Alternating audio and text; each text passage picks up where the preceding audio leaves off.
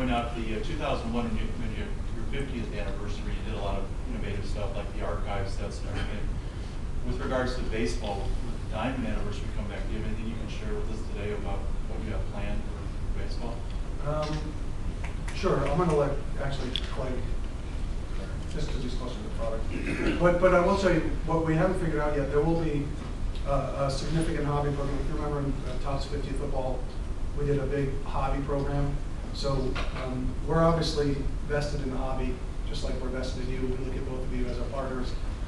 We're looking to do a sizable program in the hobby to celebrate the anniversary, but most importantly, it's intended to get collectors into hobby stores and to create interest and excitement at the hobby level. From a marketing perspective, we'll be spending a significant amount of money in print and TV advertising, sort of the traditional things to get people excited. Online, social media will be a big deal. And then specifically in the product, Clay can talk a bit more about how we'll build the 60th anniversary into the product. It's kind of a work in progress right now. It's still very raw. I mean, we just on the train ride down here today, we were still brainstorming ideas. But as Mark was talking about earlier, a lot of themes with diamonds, actual diamonds. And as you mentioned, in 2001, when we came back, we did a bunch of archives products, and heritage spawned from the 50th anniversary. So we'll definitely be doing some new product or products that are based on the history of our company. And people always love those. They seem to stick around for a couple of years. There's like a product for fan favorites that was around for a couple of years, kind of got played out. Some of those things can return, or we could do some new stuff. But it's still very in its early stages. And once we get more information, we'll definitely, we want to make a big deal about this, and we'll definitely let people know about it. Over here. What impact, given the demise of some of your competitors, do you perceive that having on the hobby and upon your business? Kind of like two questions. Yeah, you know what? It's really interesting because, foundation of our country is built on competition, and monopolies in general have a negative connotation because it basically eliminates competition. And I said early on that I enjoy working with people that are competitive. We want to win. Anything we do, we want to win, whether it's we're playing a football game with each other or we're trying to beat our competition. We want to win. We want to be the best. And the thing about the exclusive arrangement that we have with Major League Baseball, for example, just to talk about that, when we have competition, and last year it was Upper Deck, that was our competitor, we both shared 17 brands. And, we felt like we were always pushing to beat our competition, put out a better product. We felt that we had done that. Yet when we have competition, we know that they're taking away our ability to invest more in our products. For example, now that we're exclusive, some of the things that you've seen, we went out and we signed a deal with USA Baseball. So we have exclusive rights to that. We can invest in that. We can put dollars toward an agreement with Steven Strasburg to elevate him in our products, in our packaging. We signed an exclusive with Minor League Baseball. We were able to invest dollars that we wouldn't have otherwise if we were investing in a marketplace that we only potentially owned half the releases. So the million card giveaway is another example. We've invested so much more money in a category that we basically feel we own, Major League Baseball.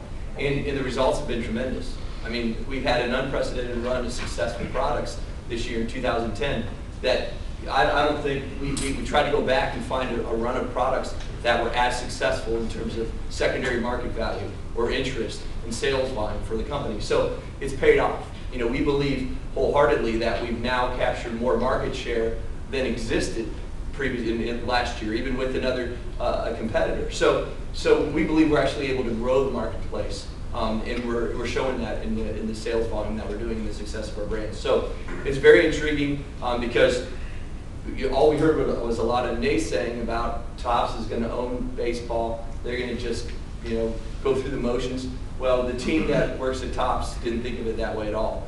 From the dollars we spend to investing in Major League Baseball to the brands that Clay delivers and the marketing that Mark supports and the sales efforts that we've conducted and we've been all social networking has started since then too. So all that investment is now going into one place that we're reaping the benefits from, and bringing back better products to the consumer. So I don't know if that answers your question. Thank you. Let's go to the back in the orange shirt. How much of that is related to Topps becoming a private company in the last year or two? And are you able to do more investment in things without having to worry about your dollar? First of all, being a private company for us, what makes it so significant is the fact that Michael Eisner owns our company. And we have one of the greatest business minds that's ever been, who's really at the helm. And he's very involved in our business. And the hiring decisions he's made, the people he's brought on board, really setting this company up for future expansion on a very, very serious level. Being a private company allows for us to take the funds and that we make and invest them wherever we want. I mean, we're accountable to our ownership group. So we have a lot more flexibility in terms of how we're going to invest. The investments that David was just talking about, from the $1 million card giveaway to the establishment of social media, to the programs that Clay's bring together. I mean, these are all investments that we haven't been able to make in the past because of the financial situations of the company. When we were a public company, we were accounting for those numbers right down to every dollar that we spent. So it's a very, very good thing. And just to talk about the private piece a little bit further, we're held to extremely high standards. I mean, the vision for Michael Eisner buying the Topps company isn't for us to just be a trading card company. We want to be the best trading card company.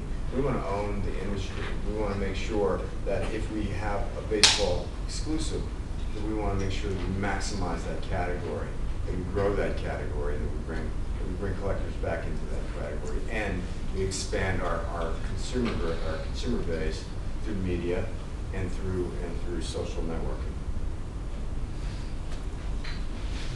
I have two questions. The first one, I promised somebody I'd ask. Any plans of bringing back Topps Total? You know what's funny? People always say that. People always say bring back Topps Total. And the same kind of thing happened with opening day. We got rid of it and just bring it back. And then we brought it back and then like no one bought it. So it's one of those products that I love it. It's the big, it was always touted as the biggest set in the industry. And I really wish we could bring it back, but I don't think we'll get the support from the stores once we have it out to actually make it one of our 17 products. But I would love to, but we wouldn't get the support. Just so for the whole group, typically when we have a deal with NFL, we're limited to the number of releases. So what happened in the old days, we wouldn't be hitting our numbers, and we would probably irresponsibly just keep throwing brands out there to make money to hit our numbers. I think the leagues recognize and we recognize that wasn't in the best interest of the collectors because it created confusion, and the products had no life cycle, they couldn't breathe. So every deal we have now specifically tells us how many products we can release a year. So to Clay's point, it's difficult. Like, if we weren't limited on the number of releases and we could make it profitably and we felt like we could get enough orders, Total would be a no-brainer. But when you only have, say, however many slots, you have to make really tough decisions in terms of what those 12, 15 slots should be. And again, back, we are a business, so we got to maximize those slots because we have to pay the leagues enormous guarantees, so we don't want to be short. So I think at our inner level and our kid level, we'd all like to do Total. But when it comes to business and only having 12 slots, it's hard to justify. And just to add to that, I think 2005 was the last year we did Total, is that right? Sounds right. 2005 out of all the baseball releases, it was our least sales line out of any product release and our least profitable. So that's really where the decision comes. We basically offer it to the consumer, and if the consumer doesn't buy it, that tells us that we don't invest in it anymore. So really the decision was made for us because, like these guys say, it's profitable, and each release is very precious to us, and we want to maximize the opportunity to the collector in our sales line. In Total, because I've heard the same thing. I've met with stores, and they say, "When are you going to bring back Total?" And I say, "When you're willing to buy it." That's what it comes down to. Not enough people are. The best part about Total was you didn't have like middle relievers from teams calling you, going, "Am I going to get a baseball card?" Because then you can say, "Well, you put your Total."